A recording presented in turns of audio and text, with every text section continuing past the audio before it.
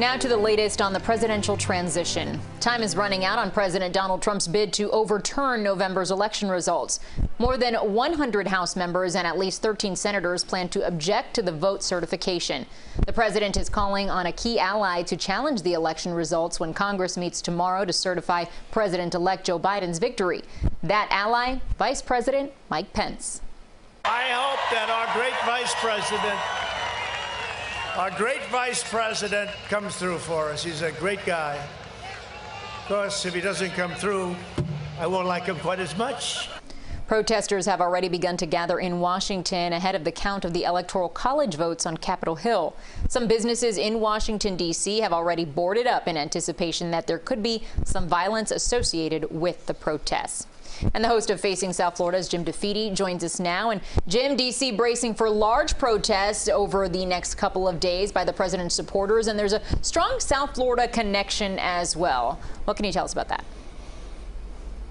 Well, of course, there's a South Florida connection. There has to be a South Florida connection.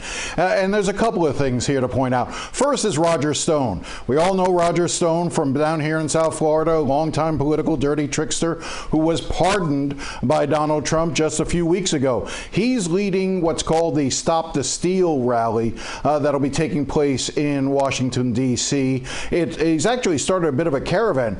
He started over the weekend outside Marco Rubio's house in West Miami, protesting, demanding that Senator Rubio not certify the election results, not allow Joe Biden to become president. He then moved up to Naples and protested outside the house of Senator Rick Scott with the same message. He's now in D.C. leading this Stop the Steal rally. It's one of several rallies that are being held by a number of different groups, but Stone's Stop the Steal rally is expected to be one of the larger ones. The other person from South Florida who went to D.C. but is facing a bit of trouble is Enrique Tarrio, the national chairman of the Proud Boys. He's from Miami.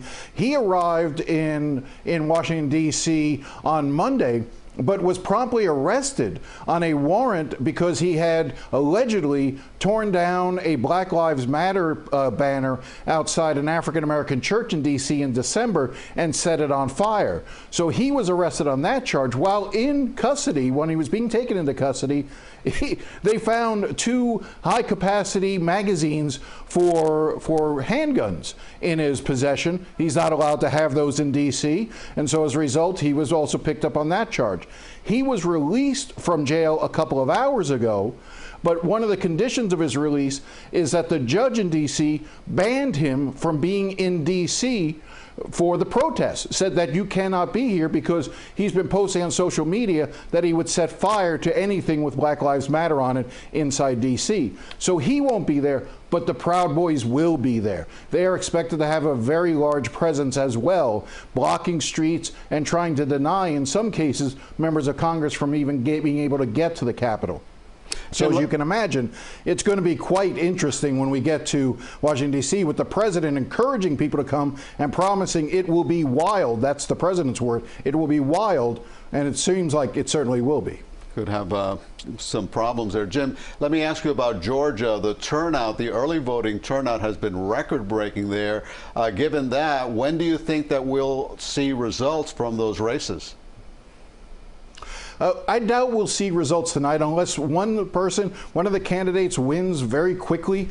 But I think that more than likely you're going to see it either tomorrow, but it could stretch all the way into Friday as some votes continue to come in. As long as they're postmarked by time, they can be in. So you're seeing that sort of situation that we saw in the presidential race. I don't think it'll be as bad as that, but I think we'll have results by the end of the week, possibly by tomorrow even. And if the president's candidates lose, he'll say this was a rigged election? That's what I would imagine. I would imagine you would just say it's continued to be a rigged election, yes. Hard to believe you have to ask those questions. Jim DeFede, thank you very much.